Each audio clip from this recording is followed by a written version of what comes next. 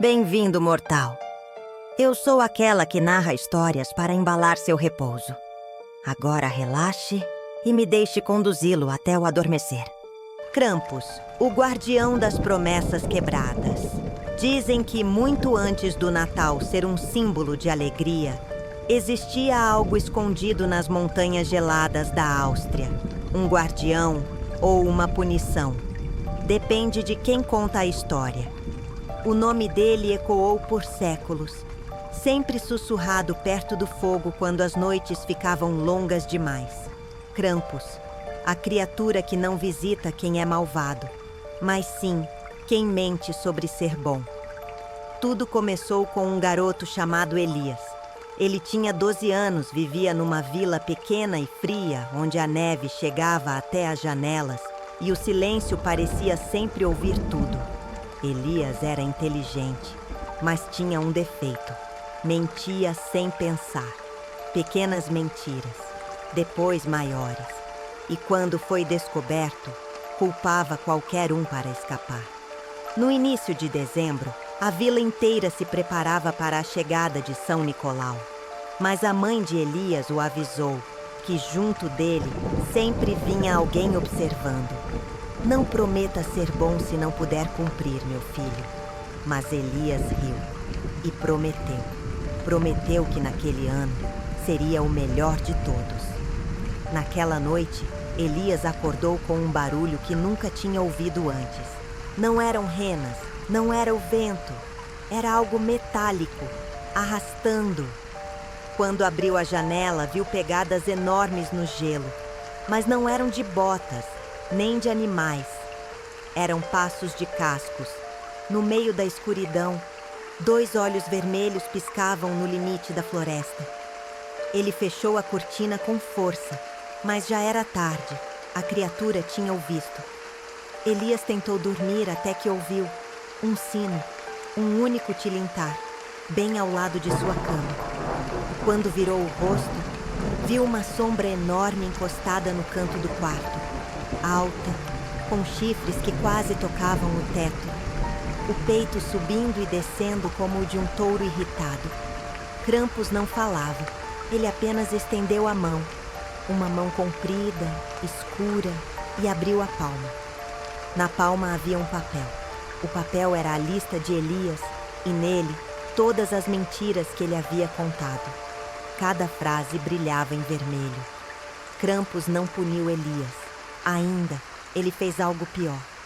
Colocou o papel dentro da boca do garoto e Elias sentiu como se estivesse engolindo fogo.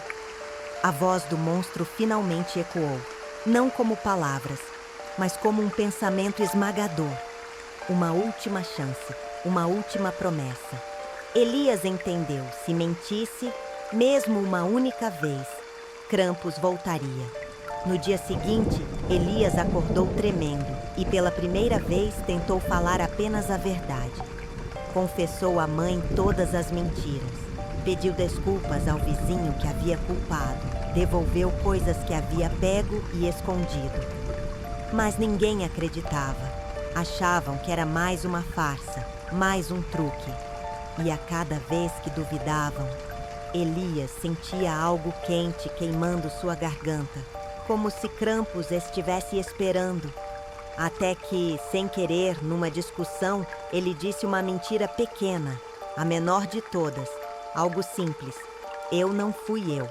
E tudo congelou. As janelas tremeram, o chão vibrou, a porta do quarto se abriu lentamente, sem vento, sem mãos. Krampus entrou, seus chifres arranhando o teto, seu saco negro, cheio de algo que batia por dentro. Elias caiu de joelhos suplicando, mas essa criatura não conhece piedade. O monstro estendeu o saco e Elias ouviu vozes lá dentro, voando, tentando escapar. Todas as promessas quebradas vivem aqui. Agora você também viverá. Na manhã seguinte, a mãe de Elias encontrou o quarto vazio, sem pegadas, sem sinal de fuga, apenas um único sino colocado sobre a cama. Alguns dizem que Elias ainda está com Krampus, preso no saco, preso com todas as promessas que ele quebrou.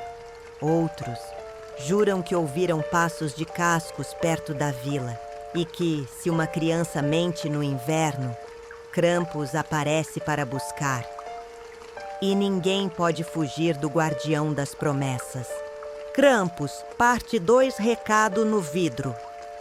Eu achei que tudo tinha terminado. Depois daquela noite na floresta, nada mais aconteceu. Nenhum sino, nenhum arranhão na porta, nenhum passo ecoando no corredor. Mas na semana seguinte, numa madrugada silenciosa, acordei com um som que eu nunca vou esquecer. Era como se alguém estivesse escrevendo na janela do meu quarto. Levantei devagar, o coração quase saindo pela boca, e quando cheguei perto do vidro, vi uma frase escrita no vapor interno. Você fez ele acordar. Eu não tinha deixado a janela aberta. Aquela escrita estava por dentro. Naquela noite, senti o ar da casa ficar pesado, como se a temperatura caísse 10 graus de uma vez. Me escondi embaixo do cobertor, tentando me convencer de que era só imaginação. Mas então, ouvi passos, pesados, arrastados, vindo do corredor. E o pior, não eram passos de gente. Ele estava perto. Fechei os olhos, só queria que acabasse. Mas a porta do meu quarto começou a abrir, milímetro por milímetro. Eu senti o ar quente e podre bater no meu rosto, como se algo estivesse parado ali, me observando. Pausa longa, apenas som ambiente. Quando criei coragem para olhar, a porta estava completamente aberta. Mas nada estava ali, nada visível. Só que eu sabia, no fundo, eu sabia. O Krampus não aparece para quem ele não quer. Ele escolhe quando revelar. 3 dias depois aconteceu algo pior. Estava na sala quando ouvi choro, fraco, triste, mas com algo estranho por trás. Vinha do canto mais escuro da sala, um lugar onde a luz nunca chegava direito. Pausa. Quando olhei, vi uma criança que eu nunca tinha visto antes. Ela estava agachada, os cabelos cobrindo o rosto e soluçando como se tivesse perdido tudo. Me aproximei devagar, mas antes que tocasse nela, ela levantou a cabeça. A boca dela se abria até as orelhas, os olhos completamente pretos. Ela disse, com voz dupla, "Ele vem te buscar." E então desapareceu. Naquela mesma noite, ouvi o sino. Não do lado de fora, não na floresta, não na porta. Vinha do teto. Algo rastejava no forro da casa, arranhando, batendo, bufando, como se procurasse um lugar para abrir passagem. E então eu ouvi a voz, uma voz grossa, distante, ecoando. Você foi escolhida. Corri para o meu quarto, tentando me trancar, mas quando encostei na parede, senti algo pulsar. A parede estava quente e então ela começou a deformar. As marcas da tinta se esticavam, como se algo tentasse atravessar. E logo um rosto surgiu, retorcido, de chifres enormes, língua longa arrastando do outro lado do concreto. Ele estava dentro da parede. O Krampus me observava, mas não atacou. Ele só disse uma frase: ainda não. Quando acordei no dia seguinte, tudo estava normal. A casa, sem marcas, a parede, lisa, nenhum rastro da criança, nenhuma escrita na janela. Mas na porta, alguém tinha deixado algo. Um pequeno sino, vermelho, manchado. Junto dele, um bilhete com apenas 2 palavras. Pausa lenta, som de respiração preocupante. E eu sei, o que quer que esteja vindo, não vai me deixar escapar. Krampus, parte 3. A tempestade piorou. O vento parecia rugir como se tivesse vida própria. E eu sabia que aquilo não era só clima. Krampus estava chegando perto. Desde que encontrei aquela carta escrita com letras tortas, ele vem buscar o que lhe pertence. Nada teve mais paz. E o pior, eu sabia que ele não queria apenas me assustar. Ele queria terminar o que começou. Eu ouvi de novo aquele som, os sinos amarrados ao corpo dele. Não eram alegres como os de Natal. Tinham um peso, uma tristeza antiga. A cada toque, algo dentro de mim encolhia, como se uma parte da minha alma tentasse se esconder. Eu olhei pela janela. A neve caía com tanta força que parecia uma cortina branca. Só que por trás dessa cortina tinha uma sombra, alta, curvada, respirando, fundo demais. Toque, toque, toque. Ele encontrou a casa. Corri pela sala, tentando bloquear portas e janelas, mas era inútil. A cada passo que eu dava, ele dava 2.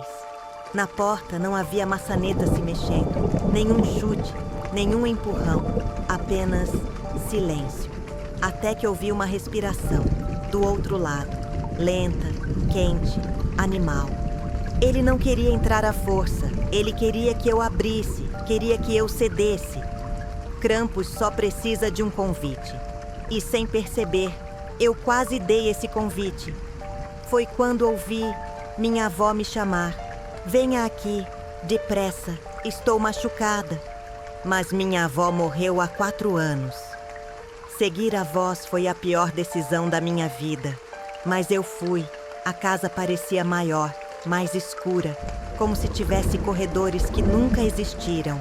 Barulhos de passos atrás dela, mas muito leves. A voz da minha avó continuava me chamando, cada vez mais convincente, cada vez mais errada. Depressa, a ceia vai esfriar. O cheiro veio primeiro, não era comida, era ferro, sangue. Quando cheguei à cozinha, a mesa estava posta, 4 pratos, 4 cadeiras, como uma ceia de Natal antiga. Mas os pratos estavam cheios de pelos, ossos, cinzas. E atrás de mim, o sino tocou. Quando virei, Krampus estava ali. Os chifres batiam no teto. Os olhos, vermelhos como brasas vivas. E aquele sorriso, um corte enorme, cheio de dentes impossíveis. Ele levantou a mão. As garras pareciam adagas. Mas ele não me atacou. Apenas abriu a palma, revelando algo. Um pequeno sino preto, o mesmo que minha família pendurava na porta, quando eu era criança. Ele guardou aquilo todo esse tempo, e então falou, não com a voz, mas dentro da minha cabeça. Uma promessa não quitada. Eu entendi. Minha família fez um pacto com ele, e agora ele veio cobrar. Corri pela casa tentando achar uma saída, mas cada porta que eu abria dava para outro lugar. Uma floresta, uma sala cheia de sombras, um corredor que não acabava nunca. Krampus estava em todos os lugares ao mesmo tempo. Até que cheguei na sala principal. A árvore de Natal estava acesa, mas as luzes piscavam sozinhas. E no topo havia algo pendurado, um enfeite. Não, um boneco. Era eu, um boneco meu, enforcado por um laço vermelho. Krampus apareceu atrás de mim. O chão estremeceu. Ele estendeu a mão e o boneco se mexeu. Quando o boneco caiu no chão, eu senti algo dentro de mim se romper também. Dívida paga. E então, ele desapareceu, como se nunca tivesse estado ali. No dia seguinte, acordei no sofá. A casa estava como sempre. A neve, calma. A árvore, normal. Pensei que tinha sido só um pesadelo. Mas quando fui até a porta, vi um objeto no tapete. O sino preto. E atrás dele, impressa na neve, uma pegada enorme, com garras. E assim chegamos ao fim dessa história. Curta, compartilhe e inscreva-se para não perder o próximo capítulo sombrio. Durma bem, se conseguir.